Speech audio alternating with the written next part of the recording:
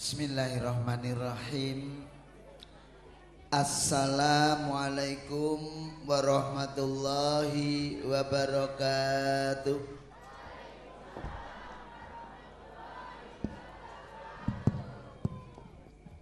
A'udzu bikalimatillahi tammati min syarri ma khalaq.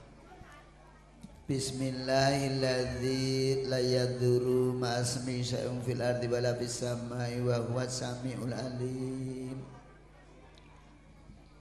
Bismillahi walhamdulillahi wal khairu wa syarru bi maksiatillah.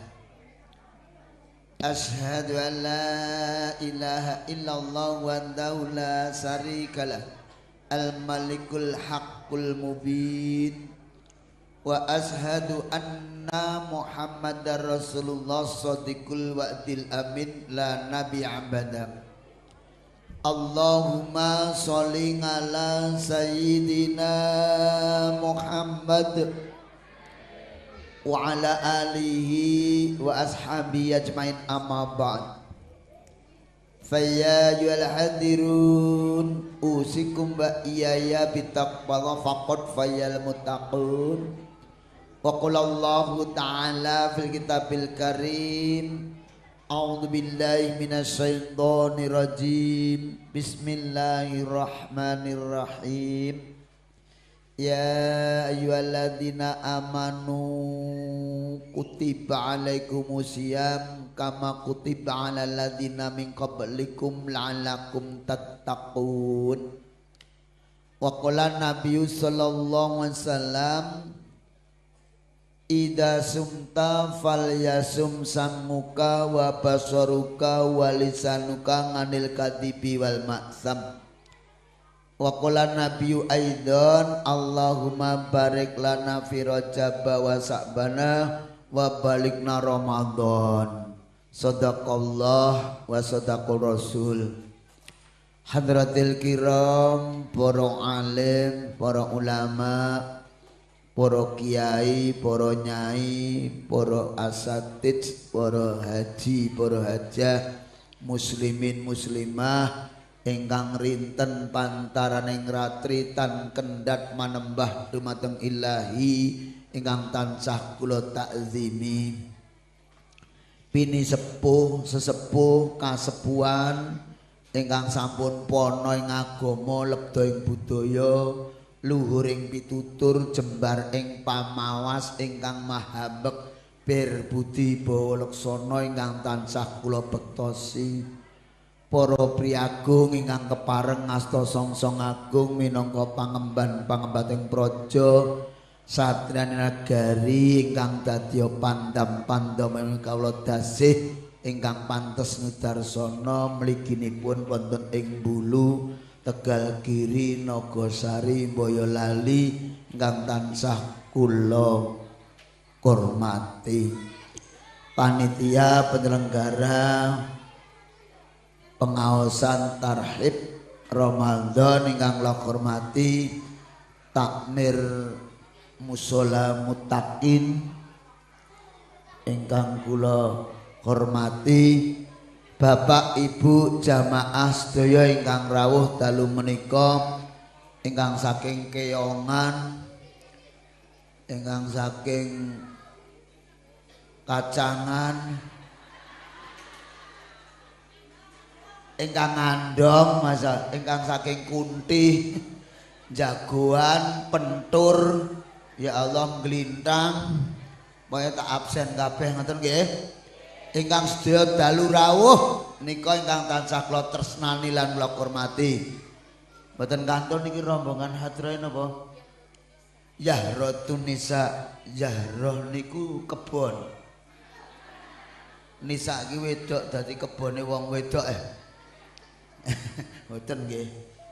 Insyaallah mangke ingkang sampun nglantunaken sholawat mugi-mugi dadi srana benjang panjenengan kali kula pikantuk syafaat saking Kanjeng Nabi Muhammad wonten ing dinten kiamat lan benjang ing akhirat. Allahumma amin. Allahumma monggo saderengipun kula nglajengaken atur panjenengan kula dherekaken ngambali manungku puji syukur dhateng Allah ingkang sampun luberaken barokah nikmat hidayah inayahipun saengga dalu menika saged pepanggihan wonten musala mutakin kanthi kauntan wilujeng tentrem rahayu nir ing sambikala datan manggih pambengan utawi alangan lan aradan utawi bencana menapa kemawon saengkang arupi angin puting beliung tanah owah tanah longsor banjir lahar banjir uler banjir kethek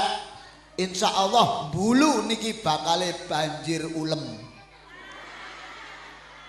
Allahumma amin Allahumma pokoknya anggere entuk ulem ki mara teko ngono wae rasah dadak mikir nyumbang apa ora kula niku anggere entuk ulem Bu angger diulemi teko rasa nyumbang anggon uleme tak olah-alik ngono ora nek tulisane kalimat nyuwun tambah sumbangan ra enek kok anake gon nyuwun tambah donga pangestu kok ya wis teko madang dongake ngoten mawon Allahumma perkara le nyumbang bojoku ya mbuh ngoten nggih shollu ala sayidina Muhammad lah niki niat mawon tolabul ilmi niki ganteng niki kajate niki ya Allah pengajian selapanan kula wingi wow kancane pacebuku kuwi lho yo karo install kilo Pak sesuk niki pengajian rutin ning bareng kalih tarhib menyongsong Ramadan aku yo siap ngoten mawon nggih mboten halo masih hidup saniki kula tak tanglet sangune wong golek ngilmu niku napa niat tok ra tekan kene kowe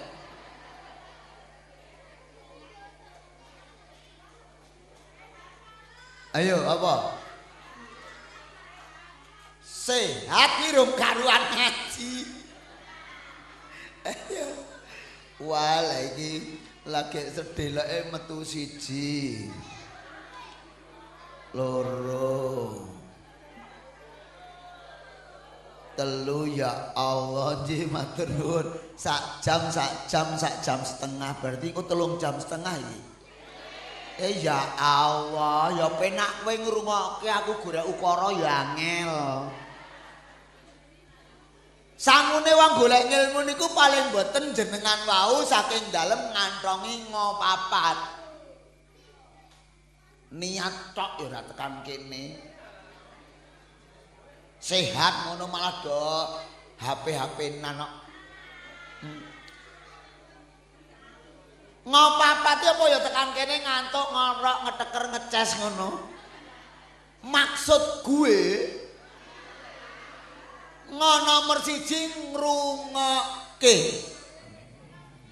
tiyang niku nek tesih kersa ngrungokke gelem krungu tambah ngilmu uripe maju karo sapa-sapa mesem guyu nang awak iso lemu awan bengi iso turu wong wis ora tau krungu ora duwe ngilmu uripe kaku welu karo sapa-sapa mung pecuca-pecucu tandang grayange grusu malah pijer kleru mula awake ngantek awan bengi ra iso sirahe pijer lu gur mikir sapa sing arep dijak hei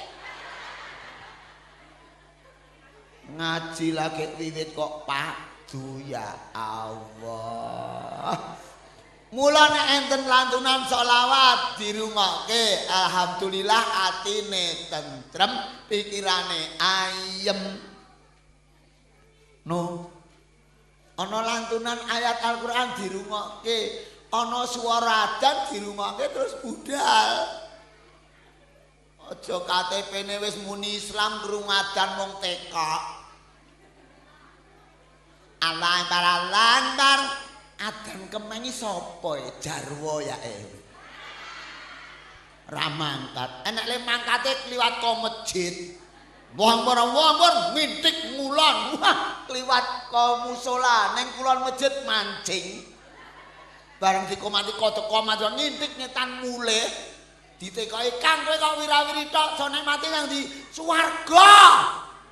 Swarga wirawiri tok ya Allah. Mula dirungokke nggih. Bareng diadani nganggo lagu Mekah malaran le teko. Allahu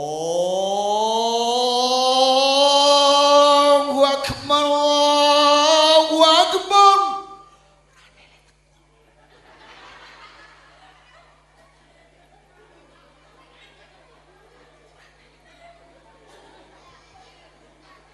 Bareng tak telitis, ternyata sing salah sing nata speaker. Lah nata speaker nang masjid iki gedhuren tur gedelangaken. Sing krungu sapa? Bareng didingklukke, diadani nganggo adan lagu Jawa kuwi, sing adan liyer-liyer sing krungu tambah angler. Allahu Akbar, Allahu Akbar, Allahu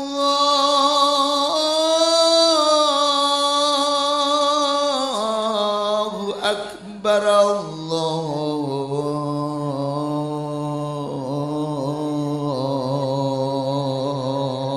Akbar.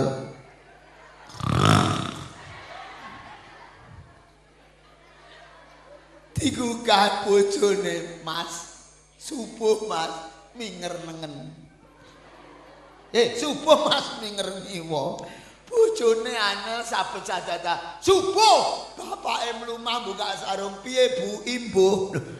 Subuh malah imbuh.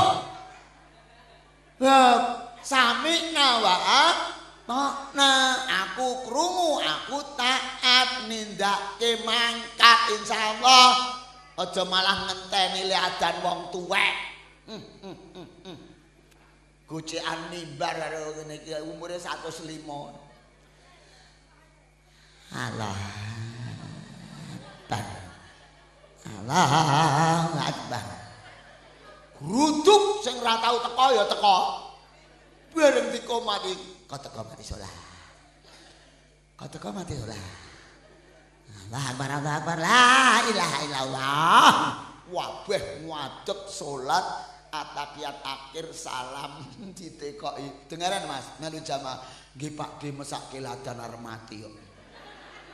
Pangger bulu model nak patak tutup gelas kowe. Mula ngrungokke nggih. Heh. No. Ngono meloro nek wis ngrungokke terus ngrasake. Ya tak rasake Mas, lentone ya enak. Maksudnya sing dirasake mboten ngoten, uripe awake dhewe niki pun cocok kalih ayate Gusti Allah napa dereng. Ngono.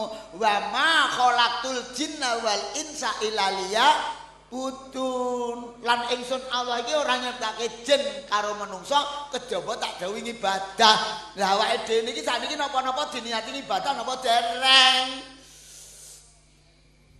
Urip ramudeng melu urip ngebak-baki mbulu.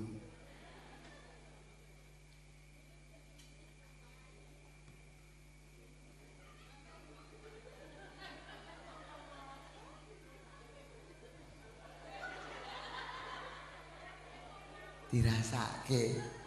Nggih? Nggih? Lah nek wis ngoten niku mengko atine soh tentrem to. Pikirane ayem to niku. Nomor 3 nglakoni aja bola-bali ngaji ora tau dilakoni gur iso muni nek teko le arep-arep entuk roti lah mesake Pak Zuhri bendina nyepaki dadine rak rugi. Mula nek wis ngaji disaki jroning ati, diucapke nganggo lati, ditindaki rina wengi nganti tumeka mati. So nek mati sukmane ambune wangi neng akhirat ketemu Kanjeng Nabi terus dikanthi jak mlebu nang swargane Allah Kang Maha Suci. Kuwi sing digoleki rina wengi ngono yu Siti. Aja bola-bali ngaji ra dilakoni ku nyenyenyenyenyenyenyenye. Tandur ngrasani. Wong tandur malah lho iki malah kono ngrasani. Ki malah ngelokke yo. Ustate dek rupane yo gedang kluthuk jare. Ya Allah yo ganteng gedang kluthuk. Lho malah sing kuwi ulon cagak kuwi ngelokke iki tak urus kowe yo ayo. Kowe ngelokke to. Ketoke cilik kok tuwek men ngono ta. Ayo. Lah kowe ngopo dadak mikir pengajian mikir ustaz tuwek ponom. Ayo, nek aku tuwek war bali. Lah nek aku jek nom arep pek, sorry.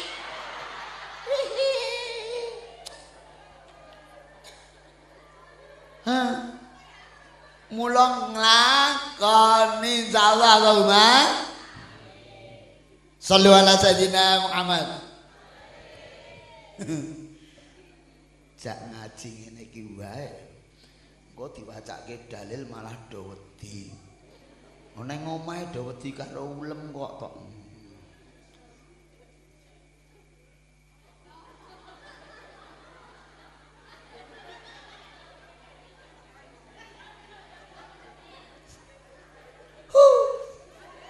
Ngene. Nang nomor 4 ngandak-ngandakke sing dikandak-kandakke ngilmune aja rupaku. Kowe mambengi ranyang musala mutakin lah ngopo pengajian wah ustate gagah gedhe dhuwur. Kaya ndok ngono le yuyu ngono le ya.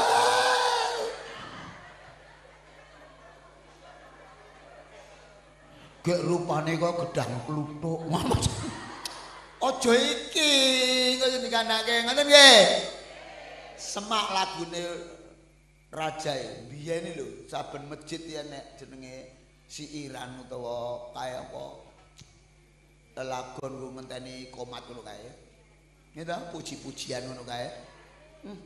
Kaya nek maksud niku napa niku sing lagune ngene ra nek to.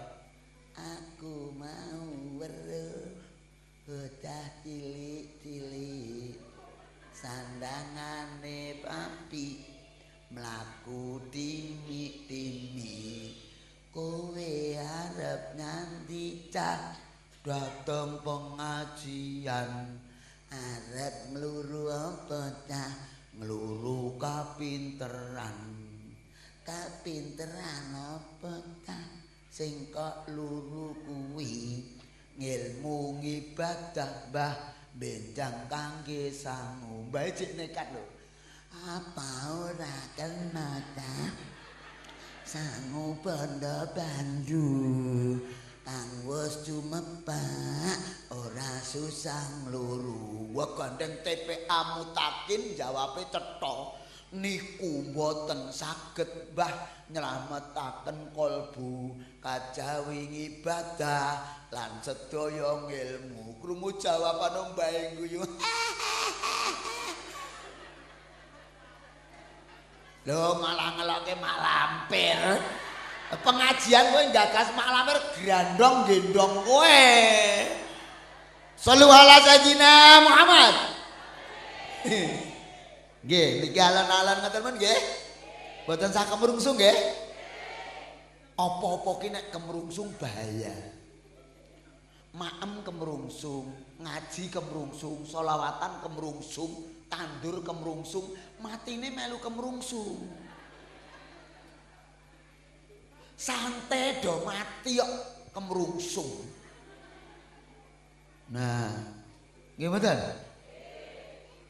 niki enten wulan jenenge wulan Saban sakderenge Saban wonten wulan Rejeb nek wong Jawa Rejeb ruwah ramelan Wong Jawa lho yu.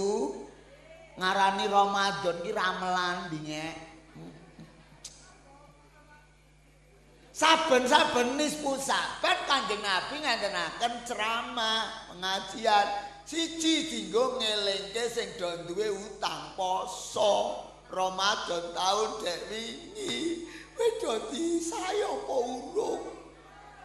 Sampun. Alhamdulillah. Kowe kok anggere utang poso ora tok sahur. Kowe engko utang karo Pak Ponidi mesti ora tok sahur. Ya ora? Lah karo Gusti Allah ora disaur. Alhamdulillah.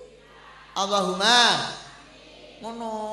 Aja wong Islam kok krungu dina bapak-bapak ibu-ibu gangsal dinten melih poso. Poso meneh. Aja ngono. Ki enek lho wonge ning ra teko. Nggih. Loro dingge napa? Niki nyampeke tata carane poso sebab ana sing durung pirsa, ana sing wis lali. Ana kuwi.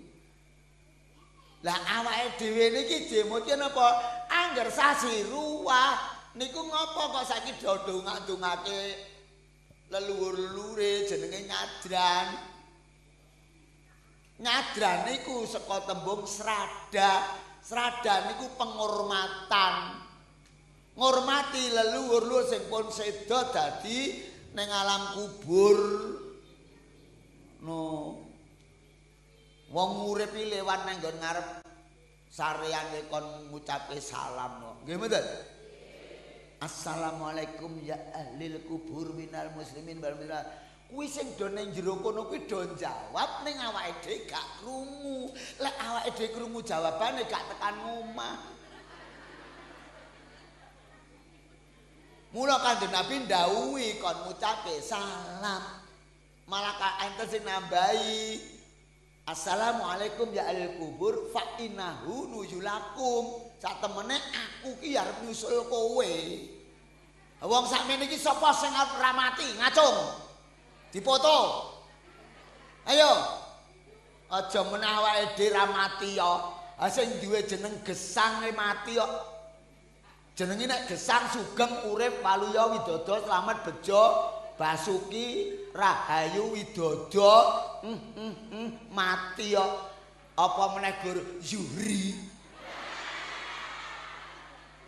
Ning kan ngenteni gilirane dhewe-dhewe ya Kang ya. Ngono. Mula kuwi ayo ngajari mumpung isih diridani Allah ketemu wulan Rejab ruwan poso. Ah niki disyukuri alhamdulillah.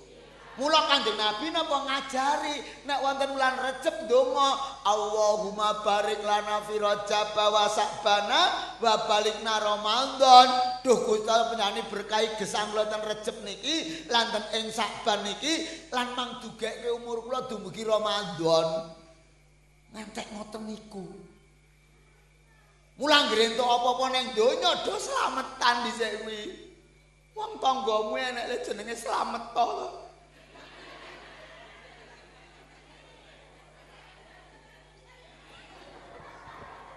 Sallu ala Sayyidina Muhammad.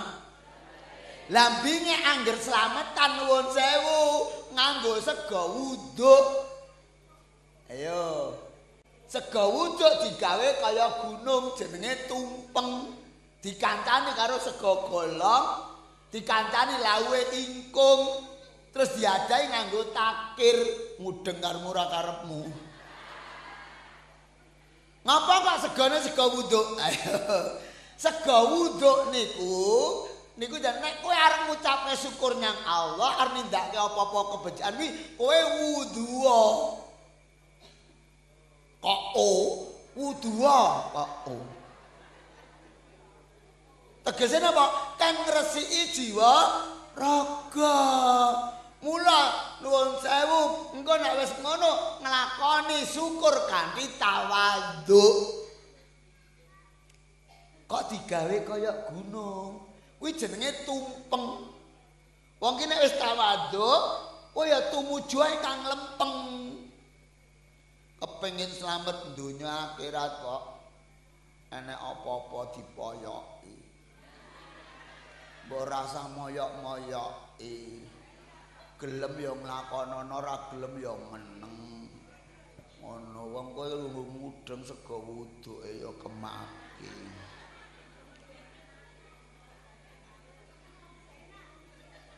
Sega wuduk dibumboni santen, uyah, godhong salam.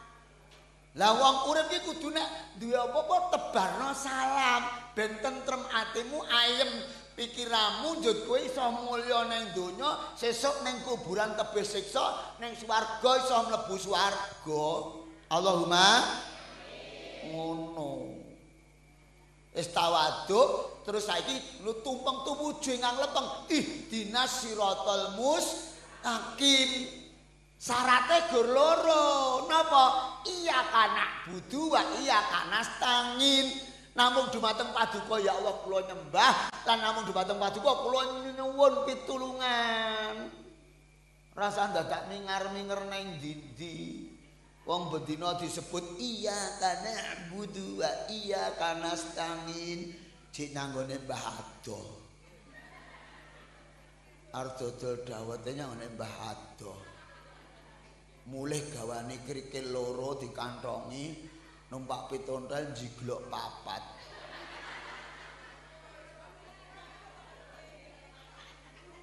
Apa-apa ki pasrahke Gusti Allah. Nggih mboten? Mulane nek tandur barang rasa ngrasani ndak parine pangan wereng.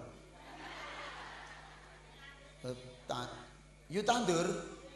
Ya Allah, yu tandur ngaji. Tangkin. Ya Allah, ya Allah. Kok ya enek jenenge yu. Wah, bingung anggere enek yu tandur tenek kang traktor. Aduh, ya Allah, ya Allah.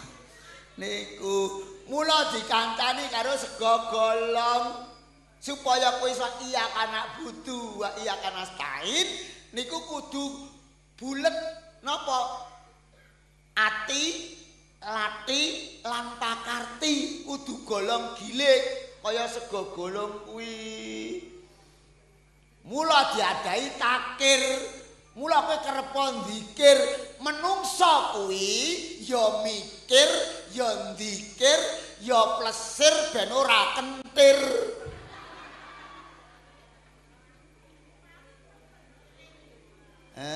Padake mereka sorry. Tegese mikir apa? Oh aku ki dadi makhluke Gusti Allah, mula aku manembah nang Gusti. Aku nang donya lantarane wong tuaku loro. Aku kudu bekti karo wong tuaku loro. Nang donya kantane akeh makhluk, mula aku kudu tumindak becik marang sak padha-padha. Mula nang donya iki sing digoleki mung telu. Mula nek jenenge lurah, telu sing diarah. Ora ngelu nang sirah. Telu sing diarah bekti nang Allah, nggih ta? Manembah nang Allah, bekti nang wong tua loro, tumandak becik marang sak padha-padha. Mula ben iso ihdinas siratal mustaqim, kowe nang donya aja nglaleke LSJ. Apa? L kuwi layat. Wong urip iki tanggane mati dulure mati layat to. Urip ra tau layat bareng mati ra nek ling layat nesu.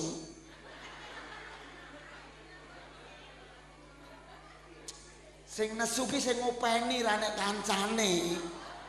Kok jenazahe nesu jak wedangan neh no. Es ki srawung. Wong ki anggere srawunge akeh, kancane akeh, kuwi kajen kerinan kopen datan kapiran ora bakal keluwen. Ono. Mungsuh ki siji kakean, kanca 1000 kurang. Ngono.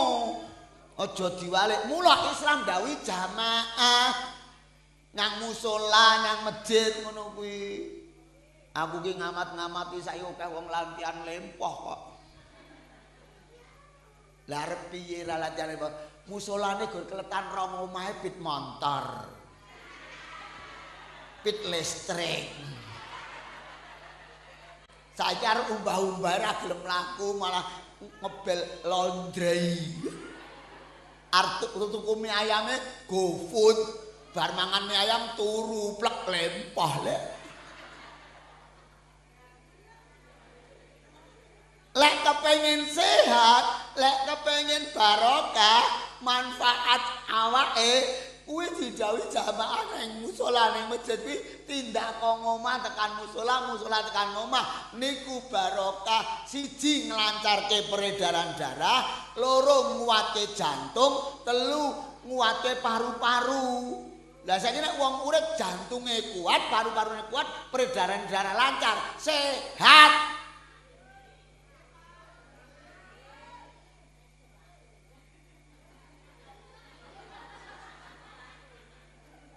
Nggih to? Mulung mlaku.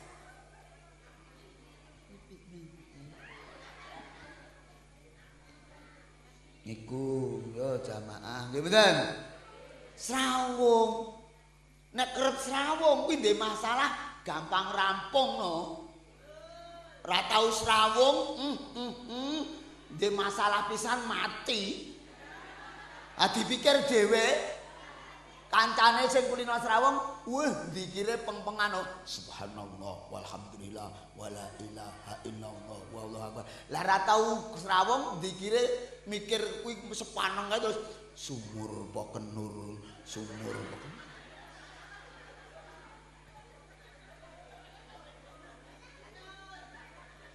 Mula sing nomor 3 J iki jagong. Wong urip ya jagong. Ora tau jagong, bareng duwe gawe ra nek le jagong nesu. Tiwas tak pesen ki apa-apa, do ora teka. Tanggane ngapa yu? Lah ya to, tiwas pesen apa-apa do ora teka. Lah kowe dhewe ya ora tau mara.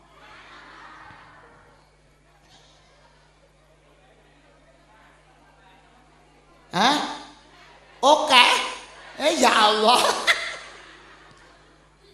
Pak, Bu, aku iki nganti awakku ora gede-gede iki gur mikir siji aku.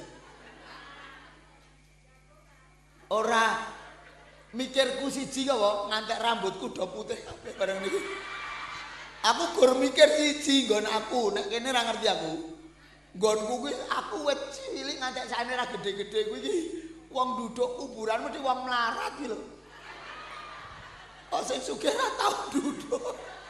Apa ora mati? Gila, mulai bareng-bareng nggih. Lah, mulai jeneng apa? Diat mesti dicampuri meleh jenenge jenang abang, jenang putih. Niku jenenge sangkan paraning dumadi. Abang saka biung, putih saka bapa. Mula kuwi sanajan ireng kaya ngene iki bahane tetep putih.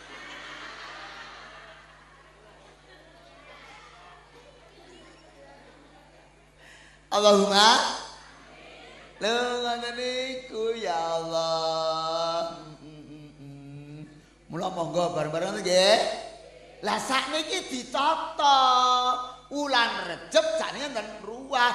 Mula nek sesuk arep mulai poso, dina iki do dijak padusan.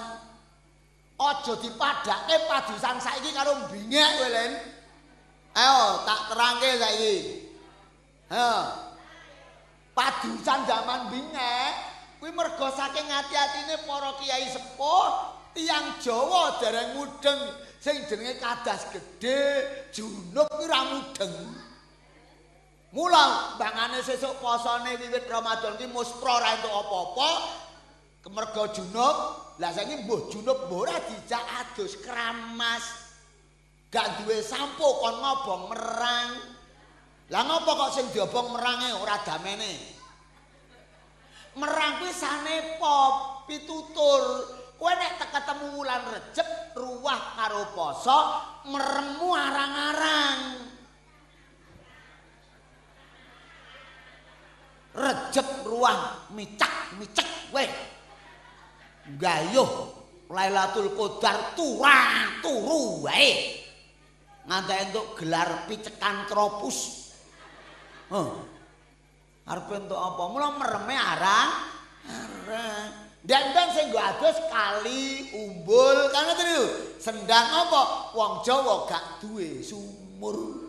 Tur jaman bingek kali sendangnya banyune bening tur seger, kowe nglekar karo ngombe tetep sehat.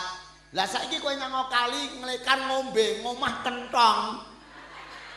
Innalillahi ngono kuwi.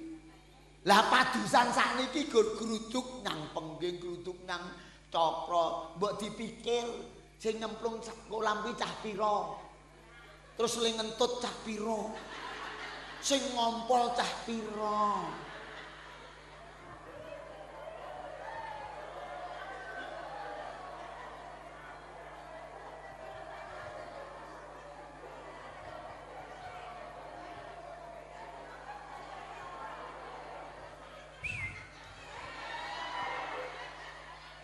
Ayo. Gimana? Ya pilih nang omah nganggo kae lho grojokan sing akeh sawer.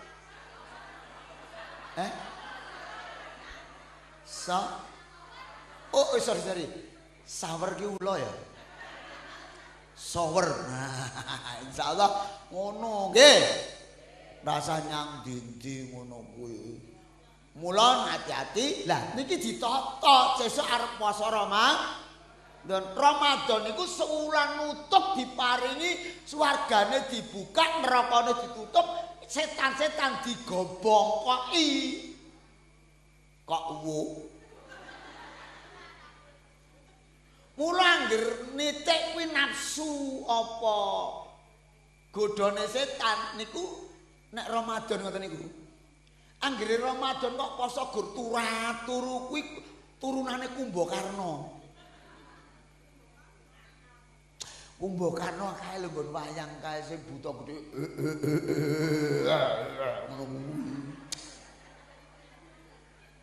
Kuwi duwe ajian Sira Kala Supta. Sira Kala Supta niki betah turu. Mula bocah ki anggere turu wae iki ponakane Kumbakarna.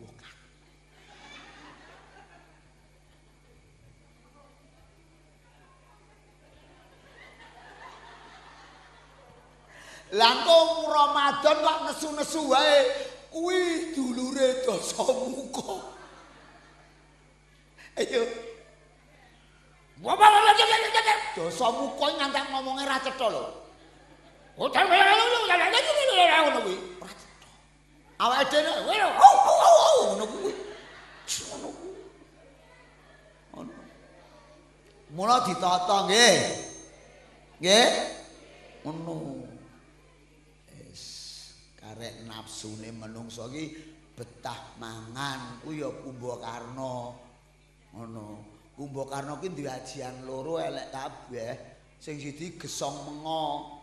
Gesong mengo mangan apa-apa mlebu, nek diundat-undat ditokke jek utuh. Ning kuwi gur nggon crita wayang, nek tenanan ya ora iso utuh piye. Ya sememet dadi ndok amun-amun kuwi kok. Nggih mboten? Mboten niku ya bareng-bareng. Mongko poso niku nek nggone dhewe niku ndek ben jenenge prihatin sesirih. Saiki do dijak prihatin angel malah mangsuli ayo le Mbak, Nduk, do prihatin. Hidupnya aja memprihatinkan kok.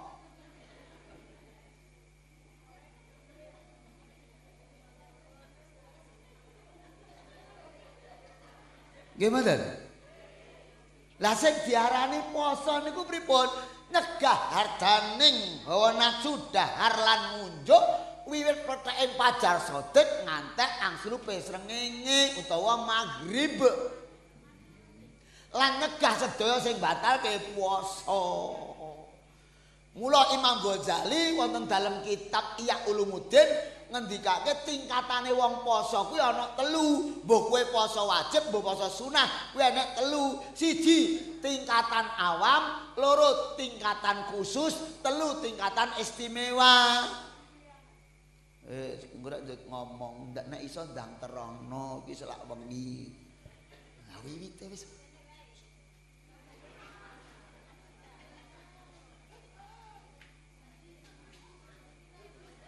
Golongan awam pripun? Tiang awam niku dereng ngerti ngilmune, ora gelem takon, ora gelem sinau ning nindakake. Contoh ngeten. Jam 5 esuk kuwi jarene poso jek mangan kletak-kletik. Kene mulih ke masjid. Assalamualaikum, waalaikumsalam. Apa ora poso to yu kok yane jek mangan? Ya poso, wong Islam ora poso. Lah kok yane jek mangan? Lah srengenge ngene karo jedul. Pedomane lerene mangan nek srengenge ngene jedul. Lah engko pedomane buka nek srengenge ra ketok. Jam 2 awan mendung peteng madane. Lah kayane malah madang. Lah kan srengenge ngene ra ketok. Lah niki posone awam dadine ora entuk apa. Mula mau tak aturke kudu golek enek sing poso sing setengah dinane ditekoni kancane. Kowe apa poso yu kok lambemu garing? Ya poso. Lah kok ndek iki ra kramas. Poso kramas ora kramas ra entuk to? Ya ora madang. Sing didhawuhi adus kramas kuwi nek duwe junub, duwe kadas gedhe. Nek gak duwe kadas gedhe gak apa-apa. Mikir. Mula unggah-unggahan poso niku do gawe apem. Jajane nggone dhewe iki kualik, bleken kualik. Apa? Nek wong paham, wong iman, ngapurane arep nindakake poso iki. Nek nggone dhewe kepancet bar bodol lagi ngapura, ngono enek lera teko.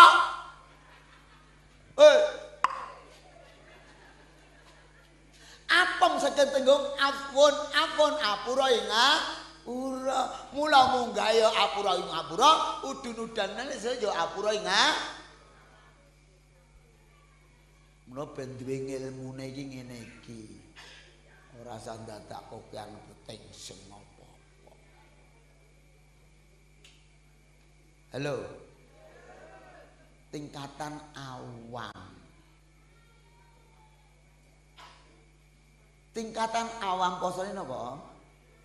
Lagi bar sahur wis nyang pasar mangu, tuku telo, tuku nongkong, tunggu gawe kolak.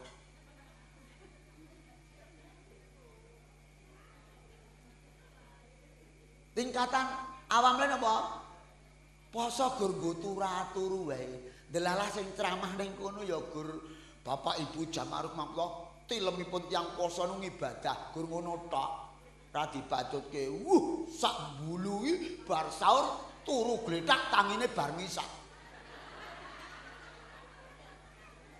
Mula nek nyampeke iki dibacutke tilin pun tiyang poso menika dados ngibadah menawi ngertos wayahe umbah-umbah ya umbah-umbah, wayahe ngomong bocah ya ngomong bocah, wayahe turu ya turu, ngono, wayahe salat ya salat, ora malah bar subuh turu gletak digugah wae. Mbok tangi to, Nduk, sekolah apa ora tangi juga. Poso turu maneh. Ya tangi adus-adus poso kok turu maneh. Banu mboke kebacut, mbok tangi to, Nduk, ora mati. Poso. Oh. Piye coba nek ngono? Mula awak nggih. Lah tambah saniki ningkat. Tiang poso golongane tiang khusus utawa posone khos khususan apa? Nyegah hardaning hawa nafsu dahar lan nunjuk lan sedaya sing batalke poso wiwit petheke pajar sodik nganti angslupe srengenge tesih jaga 3 perkara. Idza sumta falyasum samuka wa basaruka wa lisanuka nganil kadibi wal maksam. Jaga pangrungu. Kuping iki aja ngrungokke barang omongan sing ora penak. Tanggamu padu aja tok ngrungokke tok. Poso-poso padu. Ayo Lek, terus Lek. Padumu sastrane apik lho Lek. Padu kok sastrane apik apa enek wong padu basa. Mosok padu kok basa. Nyuwun pangapunten kagungan lambe sampean enek. Paling ora ya CO2T. Wis karepmu mudeng karo ora karepmu. Kagungan CO2T sampean iki. Nang dibelah ini niki nggih ngrungokke Al-Qur'an, nggih ngrungokke pengajian-pengajian. Jane ngono kuwi ora gur poso tok. Ana sing ngaji dirun. Oh billahi minasyaitonir rajim.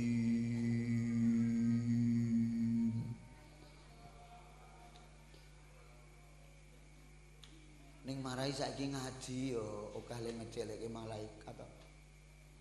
Lho, kabare malaikat kecelek dereng dugi mbulu to. Tak kabari. Warep subuh kuwi nek swara ngaji.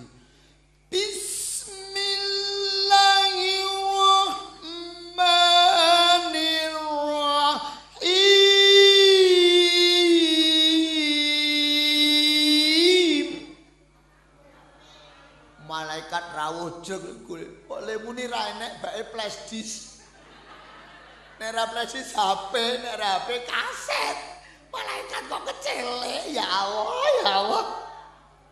Mula aja ngapusi malaikat nggih. Ngajine langsung. No. Wes yo. Yo dihindari ngrungokke swara-swara sing mesum. Poso-poso jam 1 awan ngrungokke sandiwara radio. Kan wonge ra ketok.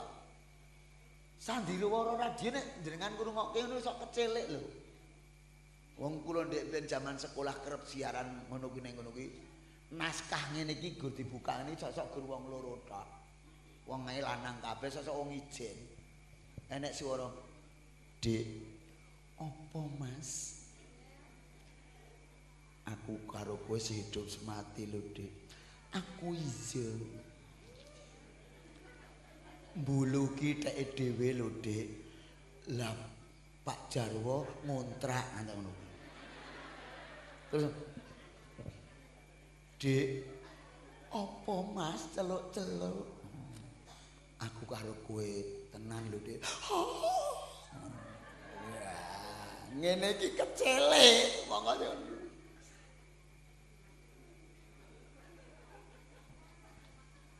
Hati-hati. Wong kene ya enek dalang kondang lho ya. Aku yo ngerti ya. Dalang kondange Pak Wartoyo.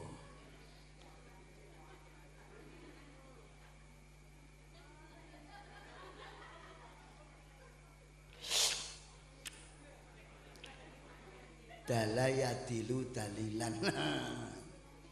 Dalang iku kudu mudal-udal piwulang, ora ngudal-ulang sak kotak toke kabeh. Piwulang.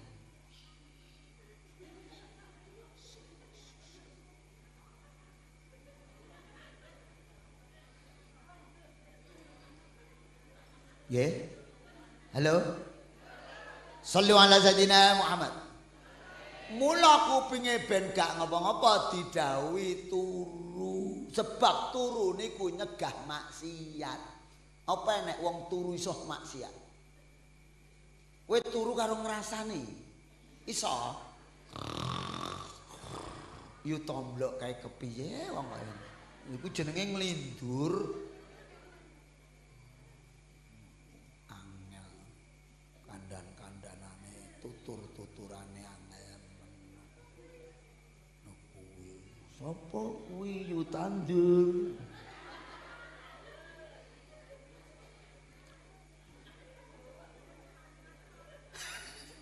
Jet jogol niki. Apsara niku pandulu utawa mripat utawa paningan. Nek emak-emak kuwi jaga gampang. Wong lanang-lanang kan ayo aurate mung saka ndewudel sampai ndedengkul. Ketutupan kabeh. Balik wong lanang-lanang kaya aku barang ngene iki. Ning kene sandangane do rapet-rapet lah ning kono. Kuwi enek le nganggo sandangan minimalis kaya pager. Geret ngisor dhuwur sis. Geret munggah ngawa-awa kuwi. Nek weruh ngono kuwi do balik engko.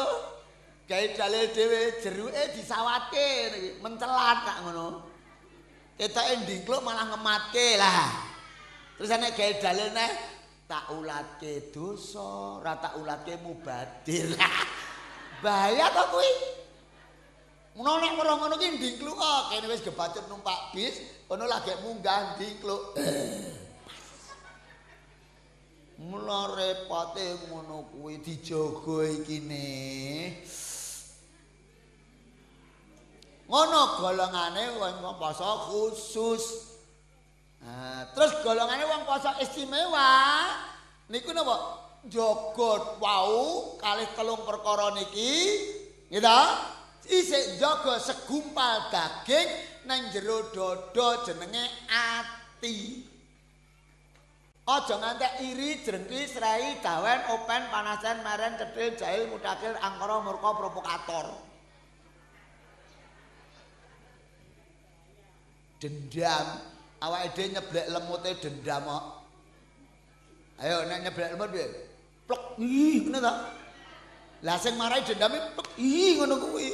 Nek nyeblek yo ngene wis. Ono dendam malah ditagih hutang mesu. Ayo yuk. Rampung hitungane. Kosek. Dihitung-hitung sesuk wae aku iki lagi poso. Mandeg ngono wae. Ora malah batur. Hitungan ya hitungan. Sesuk bar poso ya. Tak gitep sak ndok-ndokmu. Bapak Ibu jamarumullah. Lah niku awake dhewe sakniki nteliti rasa nyalah-nyalahke sapa-sapa, diteliti awake dhewe iki ketemu Ramadan wis ping pira. Terus posone ke kelompok sing ndi? Sing awam apa sing khusus apa sing istimewa? Saniki umure dhewe-dhewe iki pira? Nek kaya aku iki lagi 26.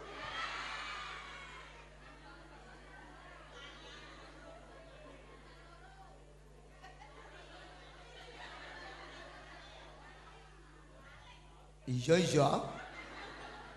Mula nomor sewu eman banget nek wong sugih ora sembahyang. Muspron. Ayo. Arep pamerke sugihne Gusti Allah apa? Awake dhewe tuku apa-apa kredit kok. Gusti Allah di jagat, di laut, di apa-apa, kewan ning nggon laut iki renane apa-apa sing rupane kaya aku yo enek. Ngono kagungan kaya ngono tenang wae kok. Sugih-sugih mesake meneh wis melarat, kemlaki, kemayu, kemlinti, ora sembahyang, ora salat, cetil. Mula wong urip aja cetil-cetil kowe.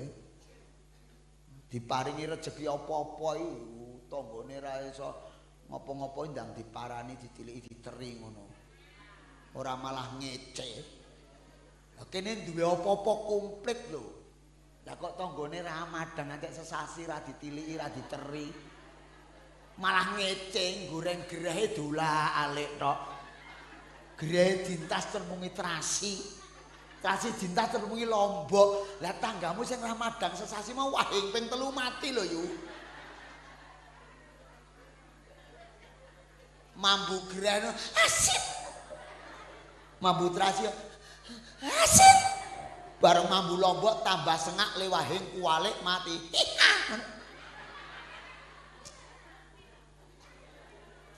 Kowe angger dikeki sugih cetilno sek nek mati bahaya. Aku sugih cetil mati dibales karo sing tok cetili. Ha sing dicetili moh gotong.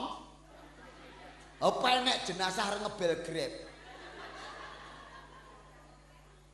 Awake dhewe iki wong urip iki gagah kaya Bratasena, ganteng kaya Palguna-Palgunadi, ayu kaya Sembadra, kenesa kaya Mustaka Weni, nek tekan titi wanci mati ora iso budal dhewe.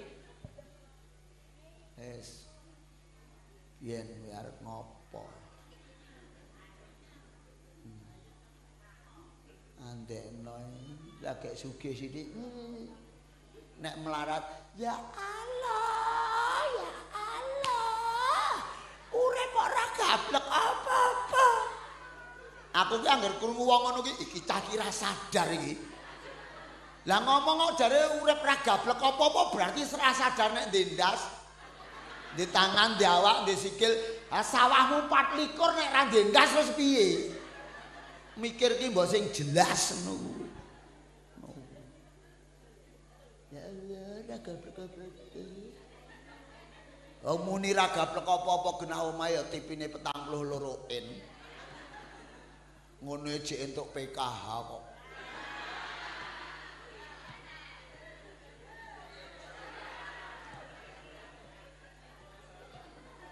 Sallu ala sayyidina Muhammad.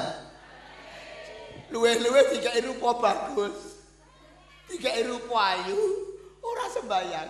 Sing jenenge rupa kuwi iso malih. Aku jek enome ngungkuli Pak Juri no. Ning bareng saiki aku umurku 26 ting pletot ngene. Arep ngopo? Nek ngene iki. Ayo kuwi nek jek 66 ngono kuwi ayo. Tase dibuka ora isine sambungan hidup. Benges, celak, esedo ngono kuwi, odorono. Sesuk 25 munggah isine ra gur PPO, Remason, Prisker. Anduk cilik mlakune nganggo teken. Mula disyukuri alhamdulillah. Nah, sesuk Ramadan luwe-luwe ayo tarwahe dimeriahke.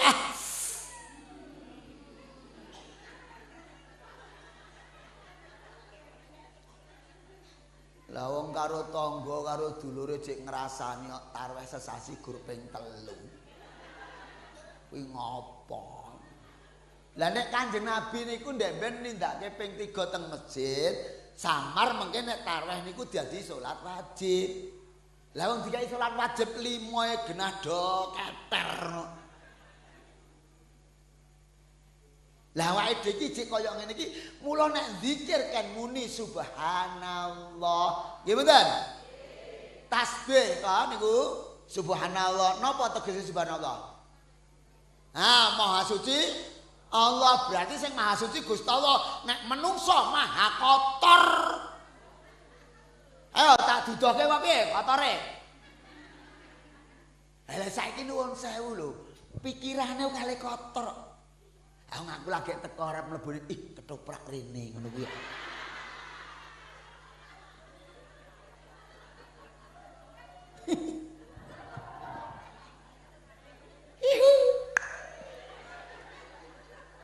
Kuwi lagi pikiran, mbok kowe kulitmu putih kaya ngapa, nek gembrobyos mbok gosok tetep bludhu. Kene iki enek gedange. Gedangkal. Gedang raja.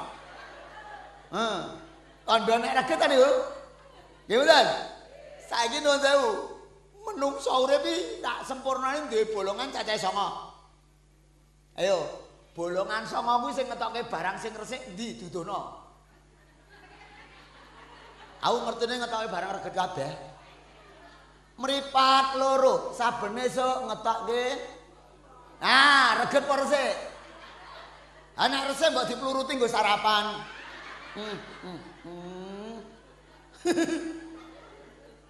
Mudhun meneh irung bolongane loro. Kuwi regete rena loro. Sing teles jenenge ndek umbel. Sing garing jenenge ndek upil. Rasane tau ngrasake. Ya kuwi resik apa reget? Lah nek resik mbok nek jangan bobor kurang asin ngerek ngono. Ayo kuping loro iki regete ya loro sing garing jenenge ndecurek sing teles jenenge alkobok kene walalah pete jengkol ngomong celekit ngantek dileke karo sinden karya nek sing samarama terus disenggaki diajak ora gelem ditinggal gulung komeng kuwi kowe. Napa kuwi karepe? Karyana Yasin Sasama, omonganmu gawe kepenak marang atine sak padha-padha. Wong urip nek ditinggal mati, dijak ora gelem ditinggal gulung komeng. Bojone mati le nangis. Biasane ra mati kok ya mati. Umpama kuwi sing mati terus rasa nangis, ayo bareng. Kok sik ngono. Mula kuwi. Ayo. Terus bolongane sik loro ta? Sing ngarep kuwi ben esuk ngetokke air seni kuwi resik apa regen. Ayo mbok resik rasa tuku banyu ngene iki. Iki banyu lanang lho iki. Iki banyu lanang yuk. Lah iki tulisannya kan le. Lah nek banyu wedok kan yu. Utawa ndol iki le. Le mineral. Terus sing mburi kuwi. Regete ya loro. Ana sing tertib karo ana sing ora tertib. Nek sing tertib ya awake dhewe ngene iki ngerti-ngerti, Pak. Angger sing ngono lho, Pak. Ayo. Mula, ayo zikir nggih. Allah niku sholli ala sayidina Muhammad. Ono ayo Ramadan itu salate, bacaane Al-Qur'an. Bapak Ibu nuwun sewu nek tenggen Ramadan niku maca sak huruf mawon dipingke 10 pahalane 10 kebaikan. Kowe tak kandhani ngene kok terus ngaji mung alif alif alif ngono ta ya aja ngono. Maksudnya ki maca sak huruf entuk 10 lah nek sak 30 juz terus pirang tronton ngono. Pahalane wong urip digawe penake ngono dadak do pertengsing. Maca Al-Qur'ane males-malesan. Arek randing ilmu ra macane ketoke nganggo meeting ngene iki enek lho sing ora ngaji. Tak kira ya nek ngaji. Ngene yo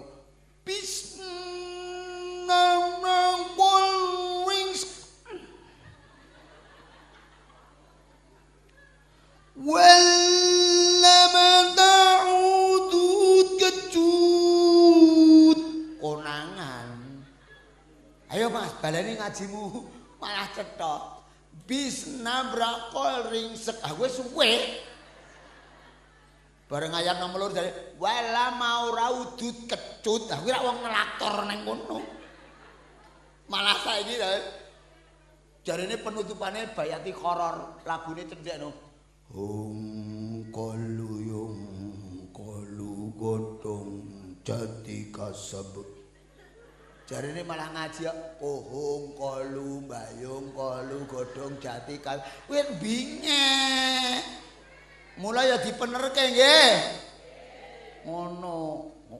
Billahi minasyaitonir rajim. Minimal ngono kuwi. Nek jaman tahun 70 ngono kuwi anggere esuk-esuk nyetel Bismillahirrahmanirrahim. Mlayu nyane tanggane. Lek ya ini ngaji le mati sapa ta lek ngono iki. Kuwi pomo aku dhisik mudeng tak patak tenan wong iki. Apa enek ayat Quran iso nggo mateni wong? Ayo nek enek kandhana. Juz pira, surat apa, ayat pira? Ayo engko anggere ngono tak apalke, anggere do ndeleng karo aku tak wacake mati ngono. Ora iso. Ayate Gusti Allah rahmatan lil alamin. Mula ayo biareng-biareng iki digoleki ning Ramadan kuwi. Ngono. Yo, maca Al-Qur'an, zikir, duka-duka ngoten nggih. Insyaallah niku karek.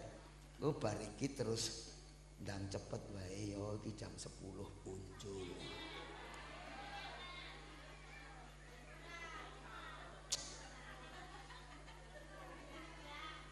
Lah wong wis setengah rolas lho yo kowe iki kok. Yalah jame yu tandur kae mandek ya.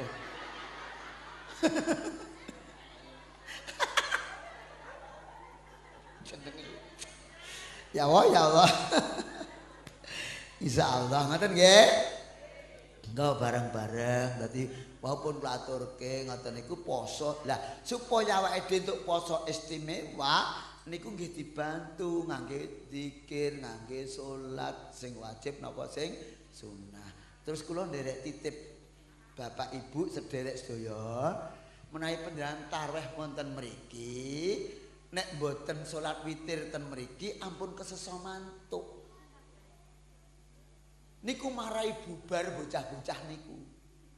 Panjenengan sing sepuh-sepuh ditonton karo bocah-bocah niku. Lah jenengan mantuk mengke dalu witir. Lah bocah-bocah kuwi kapan witire? Mula niku mula aja kesusu mule nang kene nunggu karo zikir ya kena. Terus salat witir niku sewengi dilakoni pisan tok. Dadi nek nang salat jamaah mau wis witir, engko nang omah salat wengi meneh ora usah nganggo witir. Gak apa-apa. Mula iki ngilmu ki penting, jembarke wawasan penting. Mula njut nuwun sewu diajani nganggo sulukan pathet sanga niku nek jane nek dudari ajak-ajak salat dalu. Sang saya dalu arara sabyor kang lintang kumedhap Disti sonya madya ratri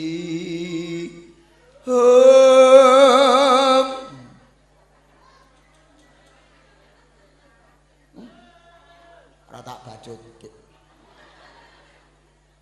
niku nuwun sewu lintange Dwabior saiki rak ora ngerti do ketungkul dolanan HP do ketungkul nonton TV.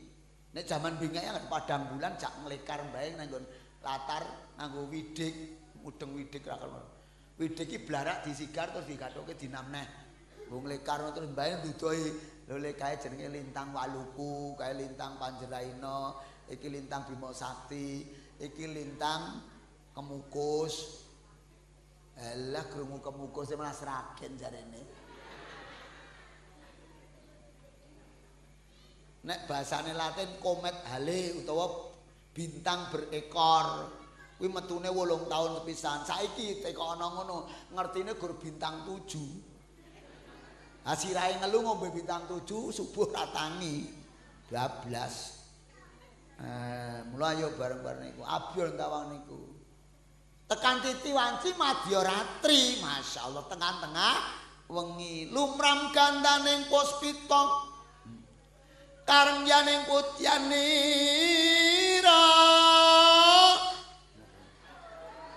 Nah, ana samirana ki angin. Nah, Mbah Bandi sik angger gawe omah, pagere iki mesti kembang nongo, mbang kantil, mbang mlati ngono kuwi.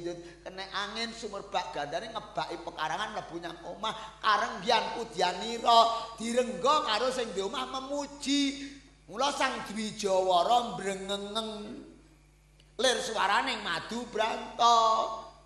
Sang Dwijawara niku tegese ulama, nek Sang Dwija kuwi tegese guru. Ulama niku sinten? Sing mempelajari ilmu agama, sing taat agama, sing nglakoni ilmu-ilmu agama. Insyaallah termasuk awake dhewe niki. Niku do ngrenggo ndonga maca zikir, salat dalu, salat kajat ngoten niku, salat istiqarah kuwi aja gur nggone arep rabi tok. Kowe iki arep nindakake pegawean apa ki salat istiqarah ngono. Diduduke sing becik sing ndi ngono kuwi. Saya nuwun sewu. Sesokan dilongkas pilihan lurah.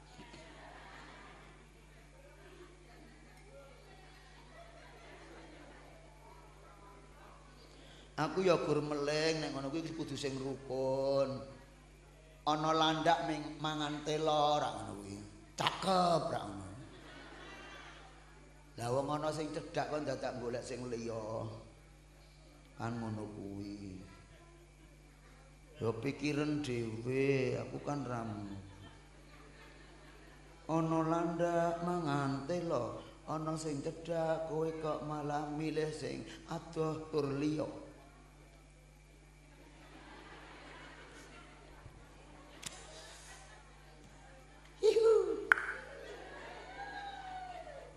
Ikan rahasia. Nggih.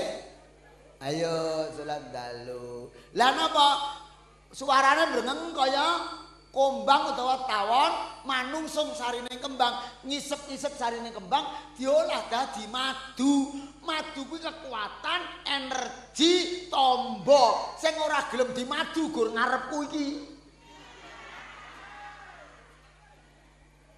Jangan dimadu Gimana? Ya niku. Lah napa madu enak, mula nek salat wengi termasuk tarawih niku, qiyamul lail, terus nuwun sewu salat hajat, salat istiqoroh waktu dalu niku iso ngrasake manise iman, manise Islam, manise urip. Nek ora tau ngono kuwi ya gur ngresul tok. Alah narya nek ngomong kaya ngono. Nyatane tak buktekke salat ya ora entuk apa-apa. Lah le mung lakoni pira pisan. Karo maratuwa nembung bolak-balik ora dituruti ya. Karo Gusti Allah pisan.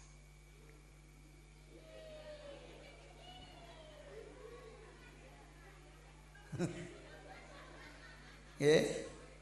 Nah, mula diurip-urip mengke dalune Ramadan. Wis niki insyaallah sasi suci wulan Ramadan.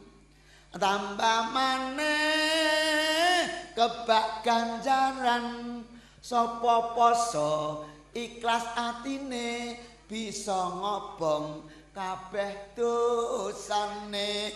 Yo ayo do salat yo ayo do ngaji yo ayo do sedekah yo ayo do poso yen salat tenan yen poso tenan poso ngilangke dosa yumarinten garwane Mas Jarwo monggo poso nggo ngobong dosa urip kita ning alam donya ora suwe bakal sowan kang kuwasa.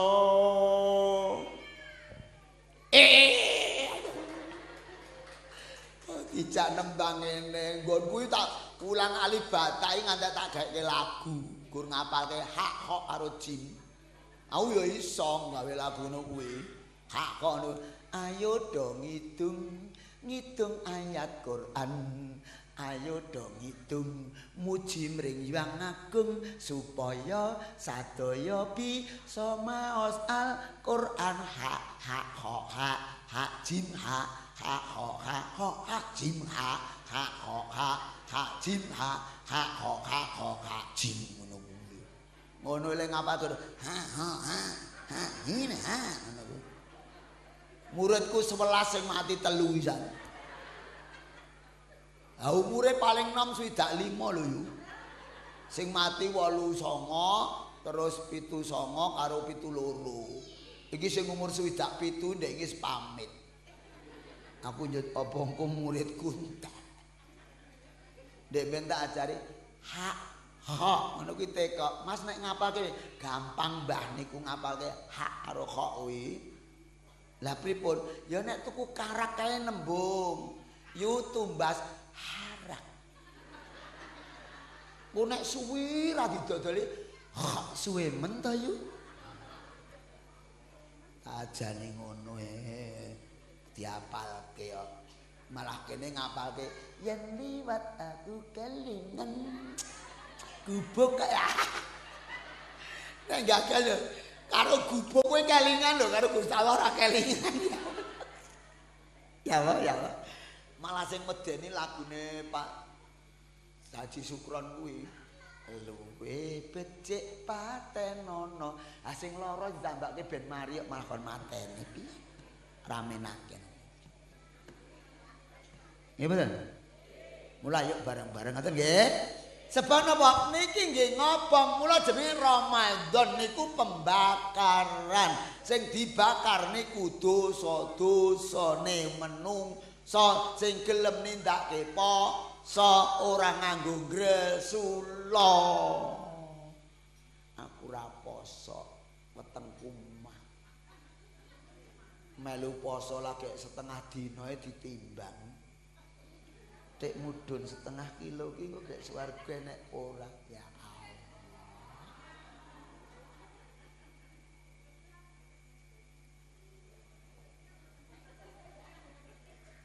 Iya betul. Sebab napa menungso bakale mung arep turi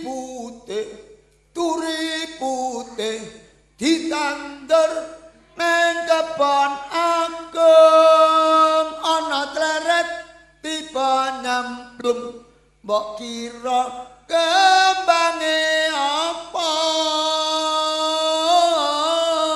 ya Ratunisa. Pun paham lagune niki pun paham. Maknane napa ten paham? Ya Allah ngertimu ki apa yo. Apa? Niku wae jane turi-turi putih niku jane pitutur niku ning ya kepacut-kepatuh kita. Turi-turi putih niku njeng Sunan Kolomben ajeng ngendika kowe do tak tuturi delongkas mule. Napa kok diistilahke para sunan riyen, para wali riyen kok nek mati kok mule? Sebabe menungso niku asale saking alam jabarut malakut alam roh terus neng jero perut terus neng alam dunya sesuk nang alam barjah terus balik nang akhirat meneh jenenge mule. Ngoten nggih. Niki rak mboten sing nginep to? Mule kabeh to niki? Kula nggih delongas mule. Kan kok dijogo to mriku. Lha Pak. Nek wis mule disandangi sarwa putih, nek wis diterke ra iso balik.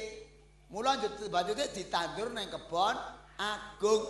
Jenazah kuwi nek wis didusi, dikafani, disolati terus digawa nyang pasar. Pasarean kok pasar mangu. Pasarean dilebokke nang kono, engko nang kono suwi banget kae. Terus engko nek wis rampung ngono, mula enek celeret tiba nyemplung. Nek sing layat ninggalke kubur 7 langkah, ana celeret tiba ana malaikat rawuh, jenenge Mungkar Nakir, yo ditakoni. Sing ditakoni gak kowe nang donya duwe sertifikat pira ngono gak. Ditone man robuka. Nek kulinaku kena Lombok Terong ora tau ngaji. Man robuka. Napa Lombok Terong digepuk yo. Blung wah kumpuke mana biuka napa tapeuka gepuk meneh. Monggo jawabe mung gampang nek kulino ngaji. Akhire man robuka mana biuka ma kita baka asyhadu an la ilaha illallah wa asyhadu anna muhammadar rasulullah beres. Kuwi nek ra kulino ya ora iso. La ilaha illallah la ilaha illallah ngono kuwi nek ra kulino ya ora iso. Mula dikulinake maca tahlil aja gur ping 30 minimal ping 500 la ngono maca la ilaha illallah ping 500 la kowe ngrasani dulurmu 24 jam ra meneng kok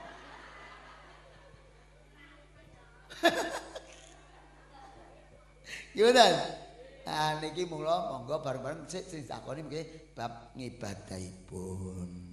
Sing sambung karo sing urip 3 perkara sedekah jariyah ngilmu sing manfaat donya akhirat lan putra solih solikah sing ndedonga enek lho anak iki ngakune soleh ning ra ndongake berarti kuwi jenenge anak tok leh ora soleh. Mula wong tuane jek urip didongake wis mati ya didong. Nah, ki ngantek awake dhewe genten didong. Nah, ki saiki akeh wong lamis. Jarene bekti karo wong tua lah Allah. Bapak mboke wis sepuh wis pensiun kudu napa-apa diladeni malah ora ben esuk teri putu. Le ngomong Mbah titip bocah-bocah Mbah. Engko nek njaluk jajan jajakno sik sok tak ijoli ngantek mbahe mati ra ijoli. Bodho sungkem ramuni gur nangis tok mulih ngangkuti apa-apa. Bapak mboke lenggah nang kursi gur muni ngene iki tok. Ngono dijawab karo mboke, ya wis padha-padha. Berarti kan padha gendenge. Ya, kene gur nangis padha-padha. Ngono beras 15 kilo diangkut, erak-erak 5 dicekut. Nah aku dhisik ibuku jek urip aku bloko. Assalamualaikum. Waalaikumsalam. Ini le, nggih Mbah. Niki matur yen Mbah. Niki matur sepisan kula mriki silaturahmi. Ping kalih ngaturaken sungkem pangabekti. Kaping 3 nyuwun ngapunten sedaya dosa kelepatan kula ingkang kula sengaja lan mboten sengaja ingkang lair apa ingkang batos mugi jagat dipun lebur dening Ilahi ing dinten yadi puniki. Lah kula sowan mriki mboten beto napa-napa minganti anak lan istri mantuk mang betani. Wah, gawani kangkung kaya nyenengke kae. Lagu. Ha kowe dadak nangis tak. Pedus gawa. Aja nganten-nganten nggih. Mang Semak lagu kula sing terakhir niki. Lagu kula sing pungkasan niki Mang Semak mang rungokke mang gatekke. Ngono kuwi. Lagu raja lho iki. Aku gah kon nyanyi malam Jumat ngono kae. Awedi yo.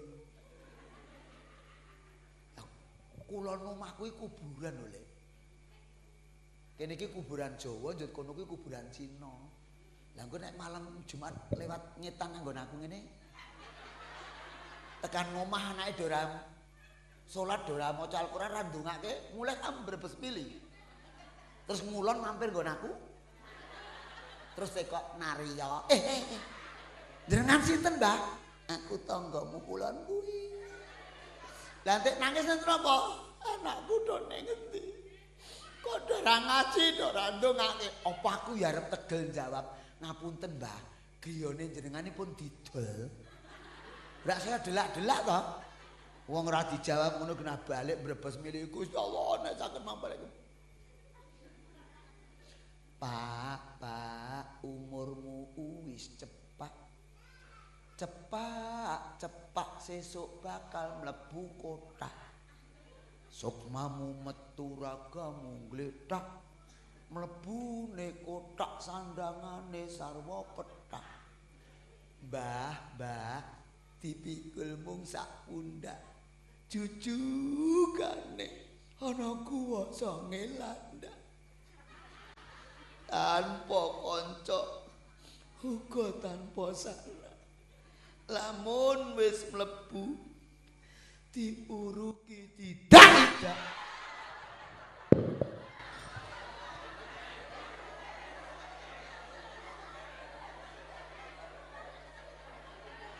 Enten apa? Lagi ngene kaget sesuk nang malaikat mungkar nakir saya kepiye? Santen duduhe klopo cekap semanten atur kawula. We. Mau aku tak kaya punya. Nah ini baru asli tinggal punya ngomeng.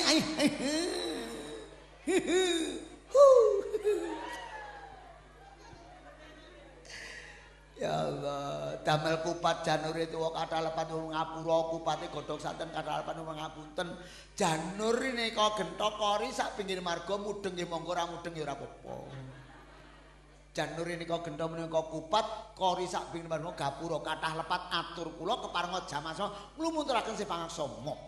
Panjenengan kula dongake mengke bar pengajian iki pani barokah. Saking Gusti Allah, wujute mung rupiah. Mbuh sithik mbuh kathah disyukuri nganggo ucapan alhamdulillah. Angko disisihke tukokke lemah, dibangun omah sing nganti megah sanajan gur mepet sawah. disisihke nggo ngragati bocah-bocah ben iso sekolah, syukur bagi ning madrasah ben dadi soleh-solihah, sregep ngibadah sak wayah-wayah, ora sambat wegah, sisih kemeneh nggo tuku mobil mewah, sisih kemeneh nggo sangu nyang Mekah, nggo ngubengi Ka'bah, nggo ziarah nyang Madinah. Engko nek mulih ben dipethuk putra wayah dikancani karo tangga sebelah atine padha bungah so nek mati ben kusnul ragane gak iso obah karek dibuntel go nyang loro omah dilebokke nang jero nglemah kowe ora iso polah ben ora kokean musibah akhire iso mlebu jannah alhamdulillah ngono Bu Wagina. Wah jojo malah bapak-bapak elek kokean pola. Nyambut gawe tundake 50.000 sesasi bojone loro. Bareng ditarik blonjo brengose mbrodole. Ya aja ngono wis bojone siji wae engko direncana anake 12 ngono wae. Anak aja gur siji lho yu. Anak siji tok openi ngentuyut mati siji entek. Nah anake 12 mati siji jek 11. Mbah Bandise gur maculi kebon nancepke banggal pohong karo jlegore putrane 14 16 nyatane ya dadi wong tur duwe jeneng kabeh.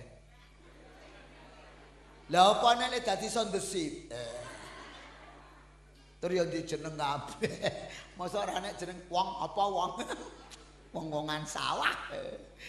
Ngoten nggih? Kula dongake jenengan pun kula dongake jenengan dongake kula. Ana kangkung mrambat nang watu mboten langkung nyuwun donga pangestu. Numpak kijang rodane kalih jungkel ra ngono. Naik kepareng benjang saged pinanggih malih. Kula nderek ndedonga mugi-mugi mangke musala mutakin niki saged ngrembaka jamaahipun. Regeng suasananipun, regeng pados ngilmunipun.